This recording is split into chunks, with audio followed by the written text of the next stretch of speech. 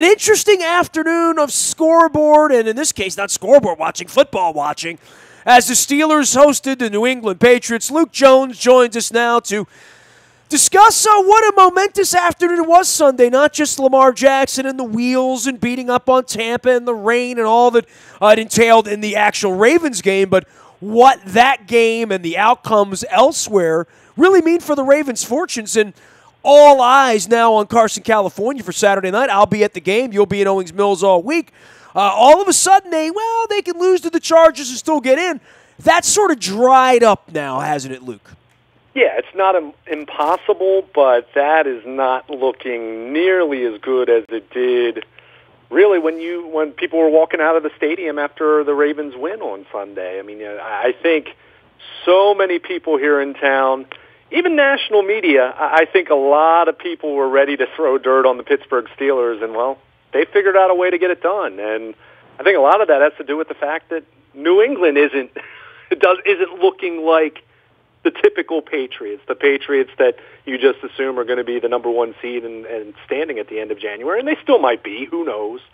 But with that, with Pittsburgh winning and maintaining the lead in the AFC North, and as we have already talked about, Tennessee and Indianapolis both winning, this now becomes very close, not definite, but very close to a must-win kind of game for the Ravens on Saturday night against the Chargers, because they're not in a position where they can necessarily clinch anything, or at least as far as I can see, but they are in a position where they could be eliminated conceivably by the end of the weekend if they were to lose, if Pittsburgh were to win, which they're playing in New Orleans. I'm not saying that's likely, but if that were to happen, and then Tennessee and Indianapolis, who both have home games against NFC East teams in Week 16, the Giants go to Indy, Washington goes to Tennessee.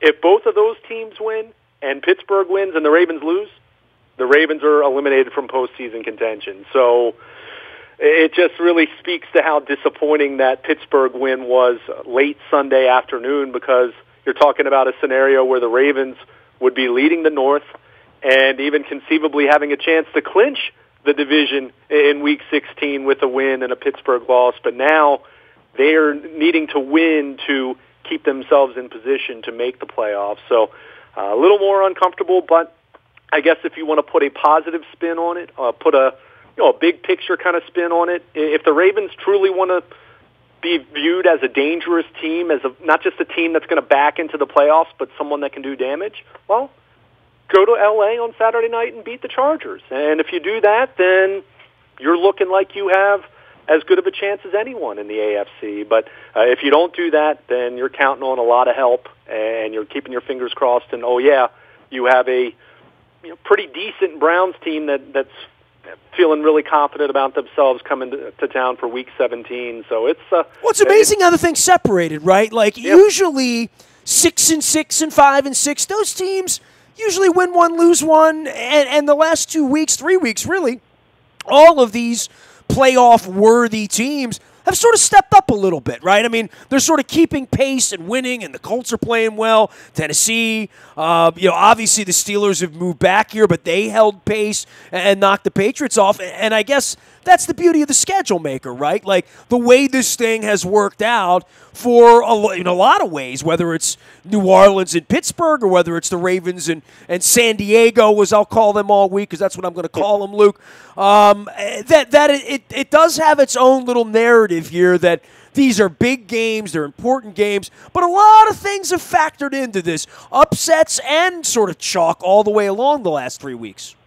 Yeah, I mean, you're always looking for the cream to rise to the top. I mean, we've been talking about that. I mean, really, this has been something we've talked about, let's face it, for a few years now. I mean, this was the case in 2016 when the Ravens were in a very similar position, although that was a little more focused on winning the North, right? I mean, it was down to Week 16, the Christmas Day game against Pittsburgh, and we've talked about this last year. I mean, this was the third straight year the Ravens went into the bye week with a losing record, but still hanging around enough where you do a lot of scoreboard watching. You do a lot of wondering. I mean, a few weeks back, there was a lot of chatter about the Denver Broncos looking like a team on the rise, and we see how that turned out for them. And so much talk about Indianapolis, and they laid an egg in Jacksonville a couple weeks ago, but they've bounced back. And Tennessee is. I continue to look at the Tennessee Titans, and I can't figure them out because they look really good at times, and then the other times they just look horrendous. We sacked them 11 times. We get down there 6 weeks ago, 7 weeks ago. Right. But you just look at them. They have some impressive wins on their schedule, and they look absolutely awful other times. But you just look at how Week 16 shakes out. Indianapolis and Tennessee both have home games against two teams that, frankly, are not very good. And I know Washington is still kind of sort of hanging around. I'm not completely burying them, but they're also on their third quarterback at this point, and who knows what's going to happen there. So this is really a case where the Ravens, they need to win. And it's funny because we've drawn so many parallels with Lamar Jackson being a rookie quarterback, and people have looked back to 2008 with Joe Flacco. And what did the Ravens have to do in Week 16 in 2008? They went to Dallas, and they needed to beat the Cowboys. And they ran the ball well. I think Willis McGahee's still running at this point. Yeah. The running game. So's LaRon McClain, the sweater. They had the three-headed monster at that point in time. This has kind of morphed into a two-headed monster for the Ravens. Gus Edwards has been kind of leading the way, but Kenneth Dixon has come on the last couple of weeks. Was surprising to see Ty Montgomery was a healthy scratch. So it's kind of their 1-2 punch at this point. I guess really the three-headed monster is. Oh, yeah, Lamar Jackson runs the ball fairly well, right? But there are some parallels here, and there's a big Saturday night game in Week 16 where, hey, the Ravens want to consider themselves a playoff team and get into this tournament. They control it. If they're 10-6, they'll get in. But if they drop it on Saturday night, they're going to be doing a lot of crossing of fingers and hoping for help because, if they don't get it, then it's going to be them being on the outside looking in. Yeah, and like help in the worst way. You're waiting for the Redskins to help you out on Saturday, or the New York Giants to help you out. That's not where you want to be. You don't want to be waiting for the outcomes of those games when your game's sitting in front of you, and all you have to do is go win it. Right. And again, if you're looking at this from a standpoint of wanting to be deemed worthy of it. And look, the Ravens won 4 out of 5. We've talked about that a lot. We've sang the praises of John Harbaugh. Yeah, and you go wherever you want. The schedule's soft, this, that, Lamar, the defense, whatever. They're 4-1, man. They are. That's good by any stretch with any quarterback in any era. I'll take it. They all are. Day long. However, it's 4 teams that they've beaten 4 losing teams. Now, you don't apologize for that, but when you have opportunities then to beat a winning team and to improve your playoff positioning and put yourself in the tournament, and by doing that, you're really taken seriously. Look, you can be happy all you want with a moral victory over Kansas City, but they lost. They lost. It wasn't a win. And if you follow suit with the same kind of performance and come up short against the Chargers, then okay, you might have another moral victory. But guess what? Your chances have absolutely plummeted, and you're looking for a lot of help going into Week 17. Then, so here it is. You want to be taken seriously? Get a win against a formidable team, a team that might be the best in the AFC. I think Kansas City has the better offense than the Chargers, but the Chargers have probably the most balance out of all of the contenders in the AFC. So, go take care of business. You're enamored with this formula. It's worked. They've won 4 out of 5. You're feeling good about yourselves. You've been able to run all over teams. Well, they're going to be facing the best defense that they have faced since the bye week. So, and also the Chargers, extra time, and the Ravens will be on a short week going to the West Coast. So, it doesn't set up, some of the optics don't set up exceptionally well for the Ravens, but if you're truly worthy of being considered dangerous and truly want to be that team that no one wants to play, and you can go back to late in 2017 and late in 2016. People were saying very similar things about the Ravens in Week 15, Week 16, but they didn't get in. And so, it doesn't mean anything if no one wants to play you in January if you don't get there. So it definitely wasn't a great day for the Ravens in that regard on Sunday. They took care of their own business, but they didn't get the kind of help. Even if one of those three teams had lost, you're looking at this with a little different light, thinking you have more outs if you don't beat the Chargers. But it's looking very, very, very likely that they need to win on Saturday if they're going to get into the playoffs. He is Luke Jones. He is Baltimore Luke out on Twitter, and Luke at WNST.net. You can always find me, Nasty, at WNST.net. Big shout out to our friends at Strategic Factory. I got cups, I got hats, I got koozies. You can have the same. They print stuff like this, and they make your company better. Learn more about all they do with marketing, printing, promotional goods of all kinds at strategicfactory.com. Also, our friends at Buffalo Wild Wings in Bel Air. Big shout out to Joe, wishing him to get better soon. I've been sick. My wife's been sick. Joe's been sick. But the $5 menu is there on game days up at Buffalo Wild Wings in Bel Air. Stop up, see them this week for the holidays. Our friends at Lifebridge Health Sports Medicine Institute going to be joining us this week. Dr. Kevin Crutchfield will be here with a concussion and head-related injury. I made an appointment for my cruddy left elbow with Dr. Craig Bennett out of Foundry Row in Owings Mills. I'll be keeping you up to date on that. State-of-the-art facility right in Owings Mills, taking care of, well, people like me who hurt my elbow and need to see an orthopedic specialist like Dr. Craig Bennett. So at least I got the best on my side. It's Lifebridge Health Sports Medicine Institute. Also, our friends at the Model Lyric got Dancing with the Stars coming in right after the first of the year on the 10th. Make sure you know about that. John Mellencamp on February 20th. Joe Bonamassa rocking it out on March 15th. George Lopez doing the comedy. Learn more at model-lyric.com. There is always magic at the Model Lyric. I'm also going to get some flowers in here this week. I hit court over at Sporticulture. I'm going to get my Ravens flowers. I want to see what he puts together with a Chargers thing, whether they have, sort of powder blue or whether he goes with the more Stan Humphries sort of dark sort of indigo purple thing that they used to wear. Either way, I'm headed to Southern California. I know lots of folks with the West Wing are going to be out there for the holiday. I know folks are headed out. We've circled this one. Not often we've played in L.A. We've never played in L.A. Not often I miss San Diego. I always miss San Diego, and Luke is here to talk about all that.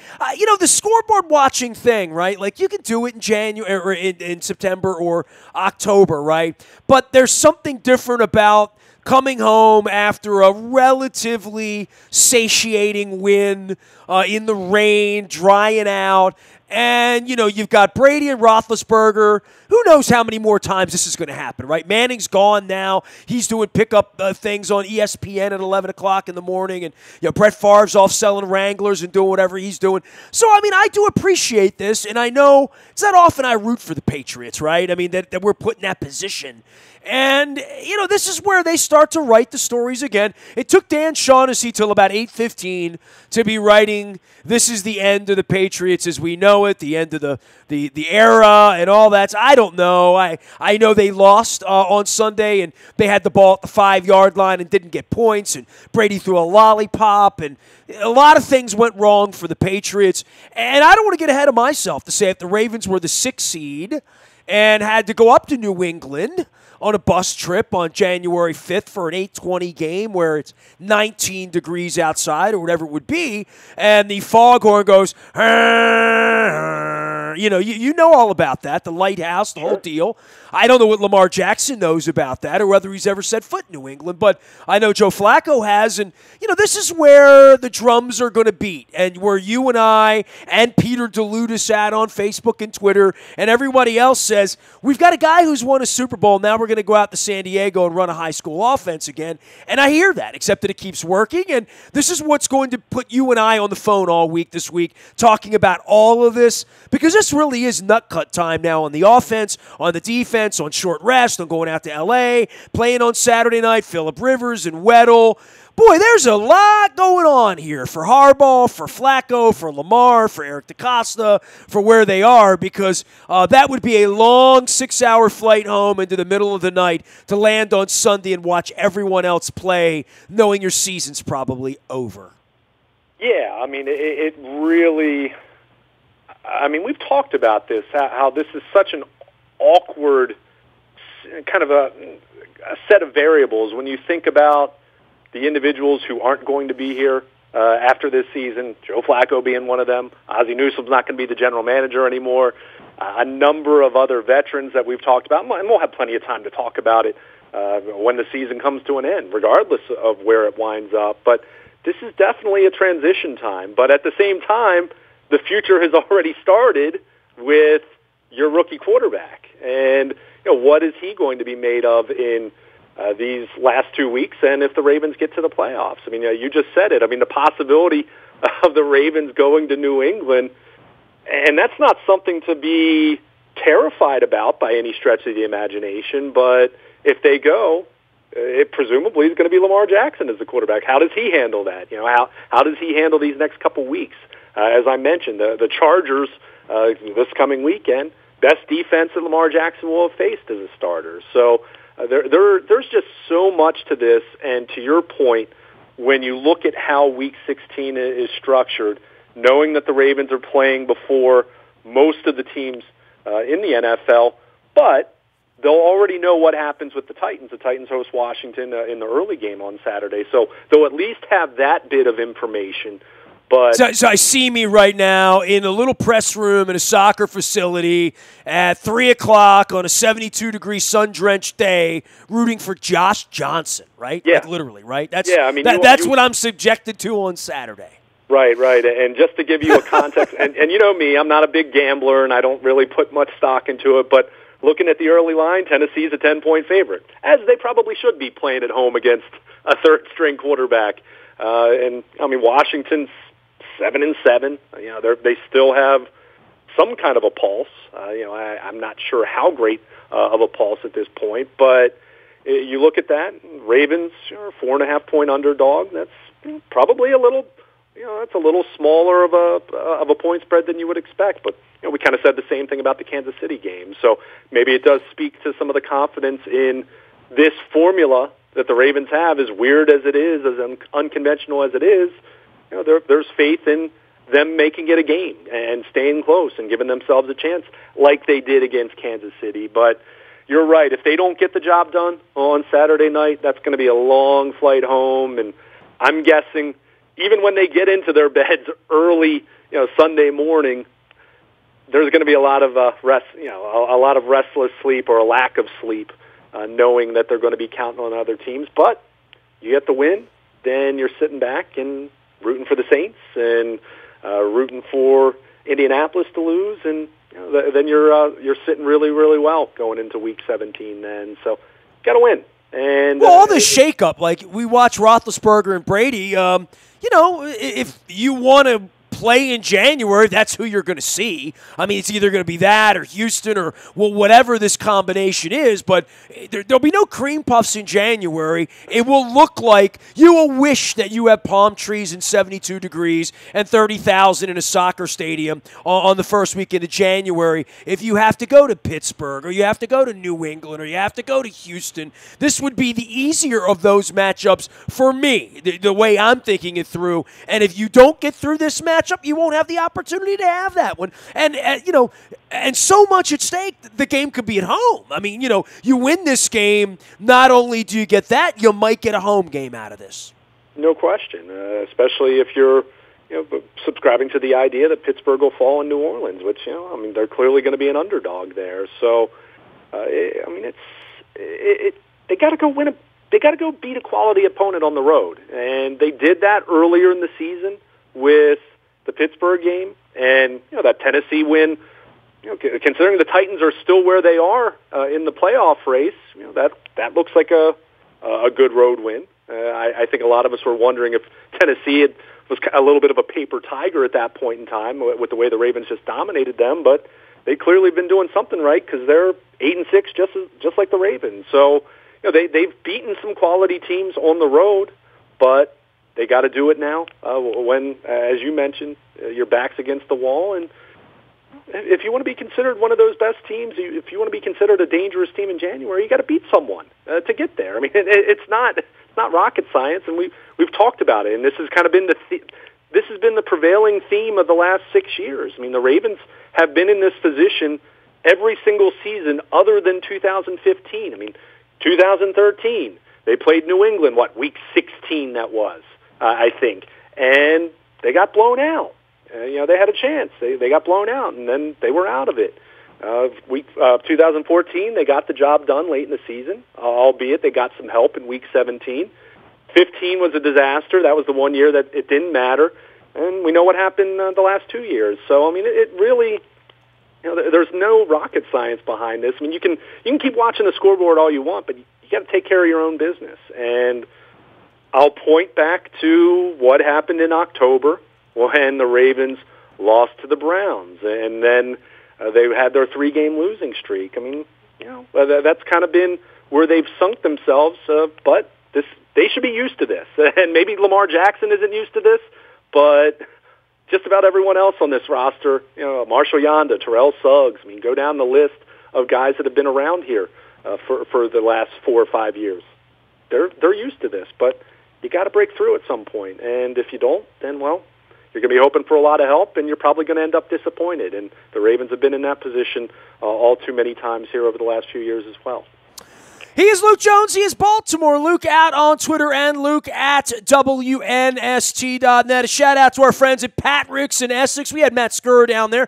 Have a lovely picture of Matt getting swabbed for the bone marrow registry for our friends with Fremont Mortgage, as well as Patrick's for There Goes My Hero. My old stomping grounds over in Essex. They got the bands there, the food, the music, the great bar, salads, sandwiches, and pub grub, and the games are always on, including the Ravens on Saturday night. Steak dinner just $11.99 on Thursday night for the prime rib, tacos on Monday, shrimp on Tuesday, and wings on Wednesday, plus the Johnny U Wall, the number 19 wall that we broadcast in front of out there a couple weeks ago in Essex. Give them a shout-out. Stop by, see them at Pat Rick's in Essex. Also, our friends at Compass Point Golf, when the weather is good, you can still hit the little dimpled ball. Robert Kennedy is on the scene down in Pasadena, ready to book your spring or summer event for 2019. Also got the driving range there as well. He joins us talking college basketball all week long, so we'll be talking a little MEAC. I got my Coppin State hat on, in my Coppin State partnership, and Juan and D. Wayne and Ruffin and all of our friends over there off of North Avenue. We'll have the games on AM 1570 all winter long. We are the voice of Coppin State sports. Luke is here as well, going through all this. Watching all these games, and I know we're going to have a chance to talk more Chargers, and I want to go backwards into the Ravens game and the good, the bad, and the ugly of beating Tampa. But the Phillip Rivers thing, have you been a Phillip Rivers guy all? I mean, it feels like he's been at this from the beginning, right? I mean, lack of AFC championship wins, lack of Super Bowl appearances, lack of a franchise staying in San Diego. But to watch him the other night, late into the night, after sort of slaying the Giant on the road and having the NFL Network set there, he's an impressive dude, man. And as is Eric Weddle, by the way, just by the by for the way he stands in front of his locker and deals with the fans and the media and his teammates and his coaches and all of that. I'm just very, very impressed by Phillip Rivers. I'm a fan of his. Yeah, I honestly, I can think back to him being at NC State and Maryland beating the Wolfpack, and Phillip Rivers didn't have success against the Terps, but he's always been that guy that I think on game day sometimes has rubbed people the wrong way because he is fiery. He is the kind of guy that'll talk a little bit of smack, considering, and when you hear him off the field, you'd be surprised by that, but he kind of has that attitude, and But he's always been someone that I've found to be pretty likable. And I don't know, when I think about the quarterbacks of this era, I mean, you think about some of the really good teams that the Chargers had about a decade ago. His first few years, the post-Breeze Chargers, where they had some years where, let's face it, they underachieved when they got. Oh, they had an old LT and a prime Gates, right? I mean, they had Junior Seau for 5 minutes before he ran off to the Patriots. So, I mean, he's been there that long, man. I mean, he's been there forever. There's no doubt about that. Yeah, and they had some teams that you thought would do it, and they fell short. And really, since then, he's kind of just been chasing it. And in that regard, he's kind of reminded me a little bit of Dan Marino, not being the same player, but just being that guy that you always viewed as being a really good quarterback. But, over the last, 6, 7, 8 years, everything would, for the Chargers, every time you would start to believe in them, things would go wrong. They'd have a bad injury or two.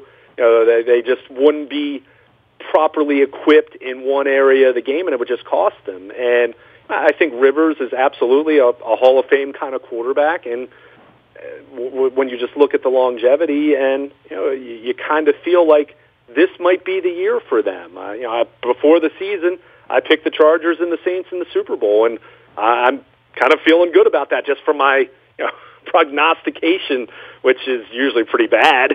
By the way, he missed Seau by a year. Seau went out in 2, wound up in Miami, and Rivers came in 4. I thought Rivers came in 1 or 2. I swear to God. I knew he's 37, 38, whatever he is. I thought he came in 1 or 2. He came in 4. Drew Brees came in at that point. Remember, and had those 3 seasons he had there before Miami turned him down. He went to New Orleans to change his life, right? Yeah, I think he was 2001, 2, and 3. I'll pull it all up because, I am fascinated by the whole genealogy. And all of this happened because Eli Manning and his old man said, we're not going to play for the Chargers, right? That's really the root of all of this, which makes the story even richer to some degree, right? Oh, the story is actually fascinating because keep in mind, Brees was there for a couple years. Brees was 01 to 05. He and Rivers overlapped in 4 and 5. Rivers sat the bench for he sat the bench for a while because Drew Brees was so good. And remember, his shoulder changed everything. The shoulder injury that he had, he ends up being let go, and they were going to move on to Phillip Rivers at some point. And by the way, Flutie was in that camp, by the way. So, right. So Doug Flutie touched him, too. So, when you're talking about the 7 degrees of Phillip Rivers, it's probably going to get deep, right? Was he one of the guys getting the oranges thrown at him at the Maryland-NC State game, or am I mixing years up here? I think so. Yeah. Yeah, okay. I'm going to look that one up, too, because I remember he was a 4-year starter at NC State. That was nice. Good call. It was would have been in December of 01, that game would have happened. And he never beat the Terps, if I recall correctly. I can't believe I would remember that and incorrectly because that was kind of the big thing. The Terps, which they had the Orange Bowl year, and the early years with Ralph Friedgen, that was kind of their claim to fame that Phillip Rivers never beat them. But I'm going to find the box score. Don't you worry now. I'm going to be on 23-19 Carter Finley Stadium win, November 17th, 2001. I was in Elvis's hometown in Mississippi that night. It was a big prize fight that night. Maybe it wasn't. And what was the final score? Was that the game? I think Novak hit a game winner. 23-19 is what it says here, and I'm going to go back. I might have my years confused on that one, but 23-19. Yep. ESPN 7:45. But I don't know that Rivers was the quarterback. I'm going to have to figure that out. But we're going through the old school here, so keep going. I'll figure it out. Yeah, I'm pretty sure he was a 4-year starter at NC State, or at least 3, but. He's had a great career. He really has, and he's the guy that's kind of, you're looking to someone that can put the cherry on top to a Hall of Fame career. It would be, I would say, at least getting to a Super Bowl. Certainly winning it would be an exclamation point. But he's had a terrific year. Certainly. By the way, Phillip Rivers led them on an 8 of 9 drive for an 80-yard passing drive to take a 19-16 lead with 3:59 left in that game. So Phillip Rivers led them down the field to win the game, and then Rivers was 20.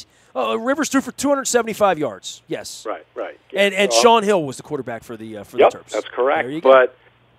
And I think maybe the following year is when 17 years ago, dude. Wow. I know, right? It feels like yesterday, right? I was a young man. E.J. Henderson and some of those Terps teams under Friedgen that about the only relevant teams I could recall because Bobby Ross was I was really really little then, but no, Phillip Rivers has had a terrific career. He's having one of his best seasons.